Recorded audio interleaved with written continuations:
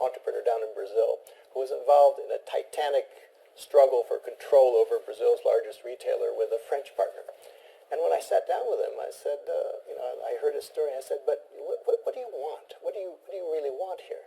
And he said, well, I want my stock at a certain price, and I want elimination of the non-compete clause, I want a certain piece of real estate. I said, yeah, but you're a man who has everything. He's a billionaire. I mean, what do you really want in life? What is it you most want here? And as I probed behind the position for what were the underlying interests, the underlying needs, he finally said to me, you know what I want? I want to be free to pursue other business deals. I want to be free to get on with my life. I want to be free to spend time with my family, free to enjoy life. So I said, okay, let's work then to get you your freedom. And within 4 short days, we were able to get to an agreement where both men were sitting side by side in a law office, signing an agreement, going and make a joint presentation to the company executives, wishing each other well, and the conflict was over. Once you put yourself in your shoes, in other words, uncovered what you really want, the question is, where does the power come from to meet your needs? Because, like, for example, in the case of Abílio, I said, who can give you the freedom you really want? Is it the other guy?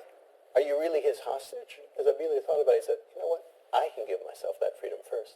In other words, he could take control back of his life. And once he had done that, he had actually, I call that developing your inner BATNA, because in negotiation, Talk so a little that bit comes from about within. Talk a Actually, little bit starts from about within. BATNA, though, because I think that's a phrase that a lot of people should be more familiar with than Right. they are. I think most people don't know what it stands for. BATNA stands for Best Alternative to a Negotiated Agreement. It's essentially your walkaway alternative. If you're not going to make agreement with one customer, do you have another customer? If you're not going to make agreement with one supplier, do you have another supplier?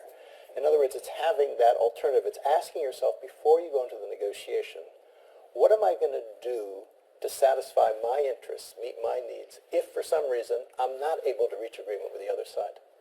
And it turns out to be the key to power in negotiation, because every negotiation takes place within the shadow of what's the alternative. Are we going to go to court? What is the alternative? And successful negotiation is satisfying your interests better than you could by exercising your BATNA. Your BATNA is your benchmark. And so it just as a habit of mind, it's just very useful, successful negotiators, before they go into negotiation, they always think through, what's my BATNA? Can I improve my BATNA? Because then I'll have more leverage in that negotiation.